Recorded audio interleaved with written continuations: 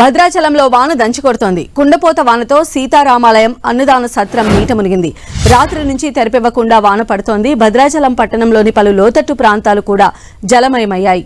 గోదావరి నది కరకట్ట స్లూయిస్ నుంచి వర్షపు నీటిని పంప్ చేయకపోవడం వల్లే మరోసారి రామాలయ ప్రాంతం నీట మునిగిందని అంటున్నారు. మంత్రులు తుమ్మల, పొంగులేటి చెప్పినా ఇరిగేషన్ అధికారుల తీరు మారలేదనే ఆరోపణలు వస్తున్నాయి.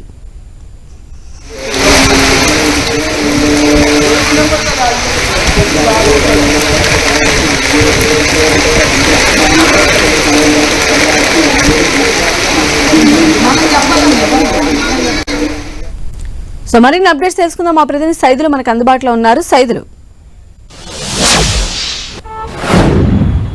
సంజయ్, నిన్న రాత్రి నుంచి కురుస్తున్న భారీ వర్షాలకు ఉమ్మడి ఖమ్మం జిల్లా అతలాకుతలవుతుందని చెప్పుకోవచ్చు. ఇప్పటికే వాగులు వంకలు కూడా పొంగిపొర్లుతున్న పరిస్థితి అయితే కనిపిస్తుంది. అయితే ప్రధానంగా భద్రాచల పట్టణం దక్షిణ అయోధ్యగా పేర్కొందిన భద్రాచల సీతారామాంజనేయ స్వామి దేవాలయానికి సంబంధించి చూసుకున్నట్లయితే లోతట్టు ప్రాంతంగా ఉన్నటువంటి దేవాలయ పరిసర ప్రాంతాలు నిత్య అన్నదాన పరిసరాలు పూర్తిగా కూడా జలదిగ్బంధనంలో కూర్చిపోయి మనం చూడొచ్చు. స్క్రీన్ మీద మొత్తం మోకాల లోతు నీళ్లలోకి పూర్తిగా ఉన్నటువంటి పరిస్థితి అయితే కనిపిస్తుంది. మొత్తం నిన్నటి నుంచి కురుస్తున్న వర్షాలకు ఇరిగేషన్ శాఖ అధికారులు స్లీయేజులు లీకులతో వచ్చినటువంటి వరద నీటిని తిరిగి గోదావరిలో పంపు చేయడానికి ఏర్పాటు చేసిన మోటార్లను వాడకపోవడంతో ఒక్కసారిగా గోదావరి అంటే మొత్తం ఆ ప్రాంతాల్లోకి వెళ్లాల్సిన నీటినంతా కూడా తిరిగి మళ్లీ భద్రాచల దేవాలయం చుట్టుపక్కల ప్రాంతాలకు చేరుకోవడంతో మొత్తం చుట్టూ దేవాలయానికి సంబంధించిన విస్టా కాంప్లెక్స్ కావచ్చు, ఆ ఏరియాతో పాటు నిత్య అన్నదాన సత్రంలో కూడా పూర్తిగా నీరు పోయిన పరిస్థితి అయితే కనిపిస్తుంది. నీరు పోవడంతో ఆ ప్రాంతంలో ఉన్నటువంటి షాపులు కావచ్చు, విస్టా కాంప్లెక్స్ సంబంధించిన చిన్న చిన్న దుకాణదారులందరూ కూడా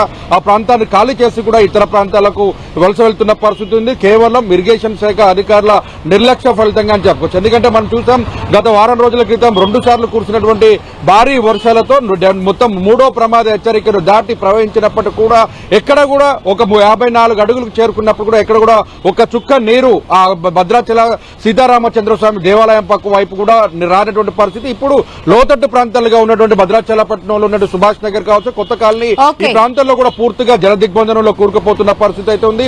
ఇదే విషయంపై అధికారులు ఇప్పటికే అధికారుల తీరుపైన కూడా గతంలోనే గోదావరి వరదలు పరామర్శించినటువంటి మంత్రులు ఆదేశాలు జారీ చేశారు. చుక్క నీరు కూడా లేకుండా చూడాలని చెప్పినప్పుడు కూడా అధికారుల నిర్లక్ష్య ఫలితంగా మొత్తం భద్రాచల దేవాలయం చుట్టూ కూడా వరద నీరు చేరిపోయిన పరిస్థితి అయితే కనిపిస్తుంది. సంధ్య, రైట్ సైదులు.